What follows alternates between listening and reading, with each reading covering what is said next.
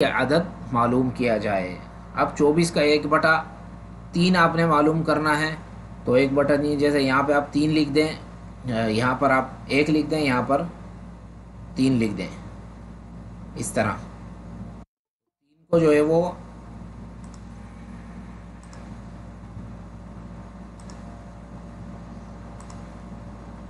تو یہ 24 کا 1/3 معلوم کرنا ہے، تو 1/3 معلوم کرنا ہے تو 3 کو آپ پہاڑا پڑھیں گے، 3 8 24، 8 کو آپ 1 میں ضرب کریں گے تو 8 ہی آئے گا، تو 8 آپ ادھر لکھ دیں گے۔ تو یہ اس کی مثال ہے۔ اسی طرح 24 کا 1/6 معلوم کرنا، یہی طریقہ ہے، یہ طریقہ آپ نے کرنا ہے۔ اب یہ اس کی جو ہے وہ تمرینات یہ پھر بعد میں آپ نے حل کرنی ہے۔ یہ جو مقدمہ نمبر 3 ہے، یہ پچھلے درس میں بھی پڑھایا گیا تھا، اس درس میں دوبارہ پڑھایا جا رہا ہے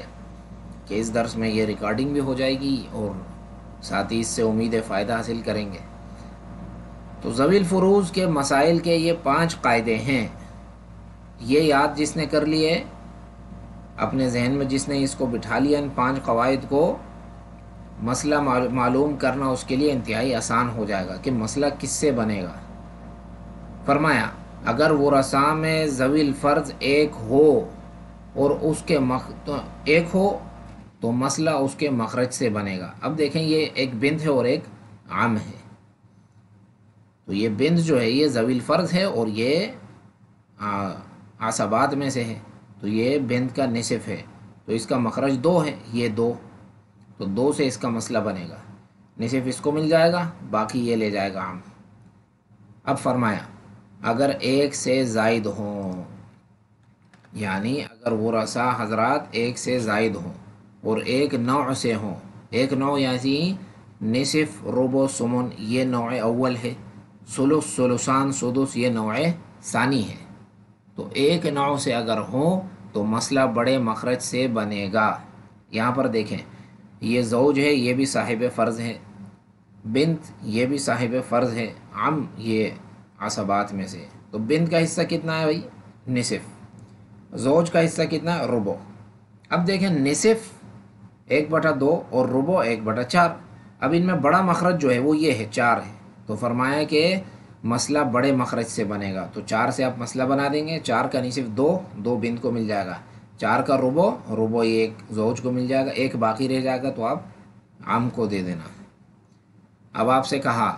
کہ اگر مخلوط نوعین میں سے ہو، یعنی اگر اصحاب الفروض مخلوط نوعین میں سے ہو، بعض پہلے نوع میں سے ہیں، بعض نوع ثانی میں سے ہیں، تو اس کی 3 حالتیں ہوں گی۔ فرمایا اگر نصف نوع اول کا خلط ہوا نوع ثانی سے تو مسئلہ 6 سے بنے گا۔ دیکھیں یہاں پر بنت کا حصہ کتنا ہے؟ نصف، والد کا حصہ، باپ کا حصہ، یہاں پر اب کا حصہ کتنا ہے؟ فرمایا کہ سدس، تو نصف یہاں پر سدس سے خلط ہوا ہے، نصف یہ نوع اول سے تعلق رکھتا ہے، سدس نوع ثانی سے تعلق رکھتا ہے، تو یہاں پر آپ سے کہا گیا کہ اگر نصف نوع اول کا خلط ہوا نوع ثانی سے تو مسئلہ 6 سے بنے گا، تو آپ نے یہ 6 سے مسئلہ بنا دینا ہے، نصف بنت کو دے دیں گے، سدس جو ہے وہ اب کو مل جائے گا، باقی رہ جائے گا کتنا؟ 2، تو 2 بھی اسی اب کو دے دیں گے کیونکہ یہ صاحب فرض بھی ہیں اور عصبہ بھی ہیں، تو یہ 2 بھی اسی کو ہی مل جائے گا، تو یہ 3 یہ فرداً و تعصیباً یہ اس کو لے لیں گے، عام کو کچھ بھی نہیں ملے گا کیونکہ یہ عصبہ ہے، لیکن یہ اب زیادہ اس سے قوت والا ہے، اس کا بیان آگے آئے گا۔ یہاں پر صرف یہ مسئلہ سمجھ لیں کہ نصف اگر نوع ثانی سے خلط ہوا تو مسئلہ 6 سے بنے گا۔ اب کہتے ہیں اگر ربع یعنی 1/4 نوع اول کا خلط ہوا نوع ثانی سے تو مسئلہ 12 سے بنے گا، ربع یہ 1/4 اور سدس 1/6، ربع